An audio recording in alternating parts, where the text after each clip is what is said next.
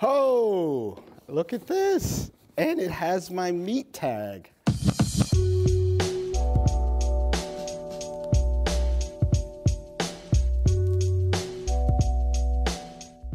Hi, I'm Dave Ortiz, and this is Beyond the Box with Sneaker News. Founder of DQM, Dave's Quality Meat. I opened that store 2003, and then I was involved for a bit of time, and then I think I sold it in 2009 or 10. Being an artist, you know, I constantly like to reinvent myself and kind of do different things and don't like to paint myself in the corner. And I didn't want to be that guy, you know, close to 50, going to get a size 9 for like some snot-nosed kid. So, you know, I am I guess an old sneaker veteran. You know, when I opened the store, there really wasn't many shops like mine. It was, you know, Stash, Recon, myself, who else was doing stuff? There were a few other cats, and it was mostly digging through the crates, you know? Like, you'd go out to Brooklyn and find that old fucking Jewish man that had a basement full of dead stock. And it was kind of like this quest. It wasn't as easily available, and it was always limited quantities. So it was a different era. It wasn't kind of like the press, you know, buy it now and you got it. It was more of a search and destroy and figure out. And then sometimes they didn't have the thing you wanted, but then they had something else that you didn't know that they had. And you ended up buying that, and then that became dope. And, you know, but nowadays, you know, it's fairly easy. You know, it's literally, if you got a phone with internet, you could get anything you want. And that's cool too. You know, if you don't want to wait around or do the fucking work and just have it, so be it. New York in the 90s, you know, I was the first employee of Zoo York, and my friends, Rodney, Adam, and Eli, started Zoo York. And basically, me and Eli, we used to work together in the meatpacking district at a nightclub. There was a place at our building, 425 West 13th Street, in the meatpacking district. It's still there. There was a place called Dave's Quality Veal. And when I worked in that neighborhood in the late 80s, you know, I used to just tag up, you know, just like any other fucking kid who grew up in that era. We all wrote graffiti, so my tag was meat. And I used to write M backwards E-A-T with a chicken leg. And I would write, and I made the chicken leg look like a penis. And I would write, I boned your moms. And so one day, me and Eli were going to get lunch, and I bet Eli, I said, hey man, what if I took the wackest name and made that shit dope? And he was like, He was like, well, what is that name? And I was like, what if I opened a store and called it Dave's Quality Meat? And then I said, what if I opened a store and I designed it to look like a butcher shop, but it wasn't a butcher shop, and I packaged all the stuff in there to look like meat, and I created the first concept store. And he was like, I'll take that bet. And we bet $1. And he was like, and it was literally the wackest name. And I bought the refrigerator, and that refrigerator was such a fucking pain because it had to be a specific size. And I would have to go to the Bowery every fucking day until I found it. I became friends with all the guys on the Bowery because I would come in and be like, you guys got that refrigerator I'm looking for? I look like a crackhead and shit. And this dude, Vinnie Vincent was his name. He was like this fucking Guido from Bay Ridge or Staten Island. He was like, yo, I got your fucking refrigerator, yo. And I fucking bought it, and that was the final piece. And we opened the store. Okay, what do we got here? Oh, look at this.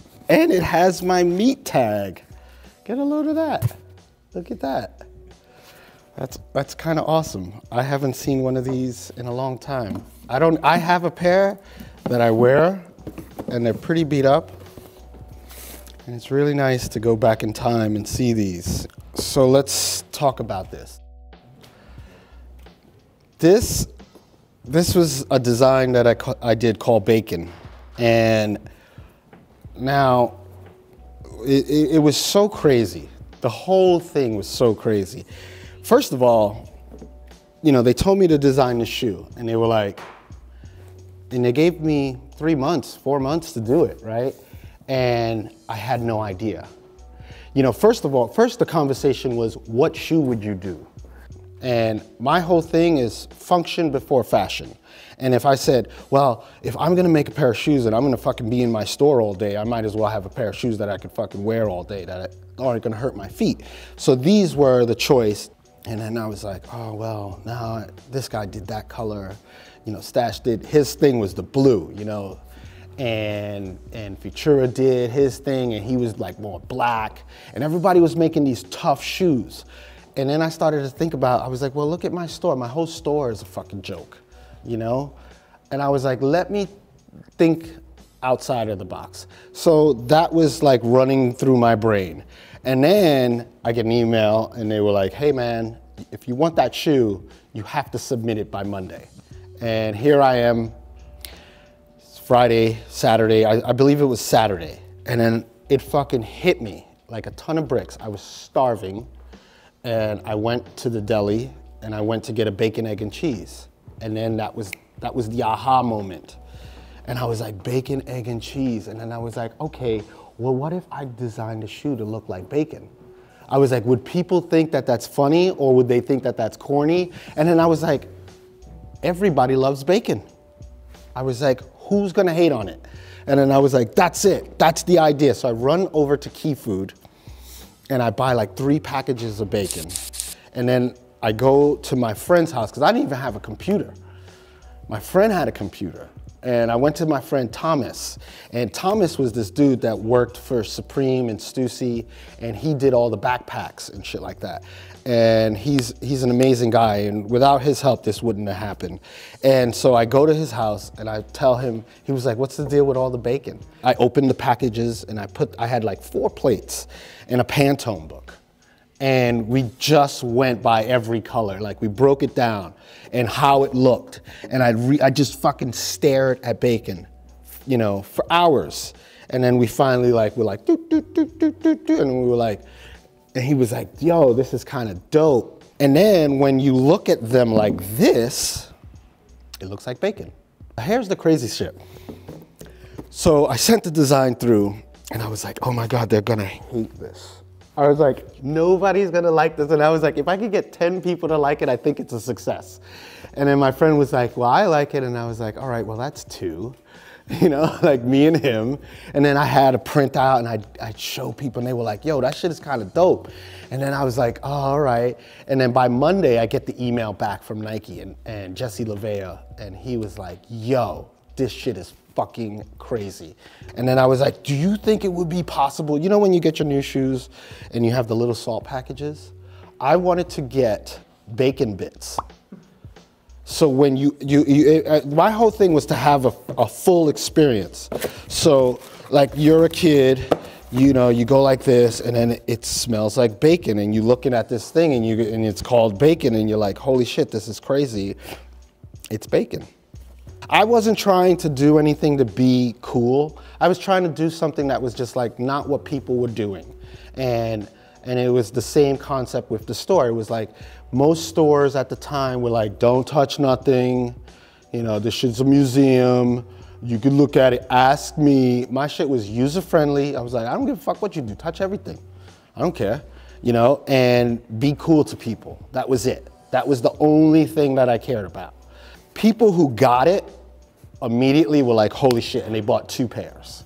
And then I remember I think we saved about 500 pairs or 250 pairs, and we re-released them like 3 or 4 years later, and then people freaked the fuck out. Then I saw something recently, or a year ago or so, that this shoe got nominated like one of the best designs of the decade. And I was like, holy fuck, that's kind of cool. And out of a joke, that became, you know, the day we released the shoe, no line. People just came in. There was some people that knew about it, and it was probably a line of maybe 15 to 20 people. It wasn't nothing like the madness. But when we re-released it, there was the madness, and that was different. And that was cool. I remember one day I was I was out in front of my shop and I had the Hyper Strikes with my logo on the front, and I was sweeping. And this kid was like, "You're wearing those?" And I was just like, "Yeah, dude, I'm wearing them." I was like, "They're sneakers." You know, like I always tell kids, I would like, at the end of the day, they're just a pair of sneakers and you might step in shit.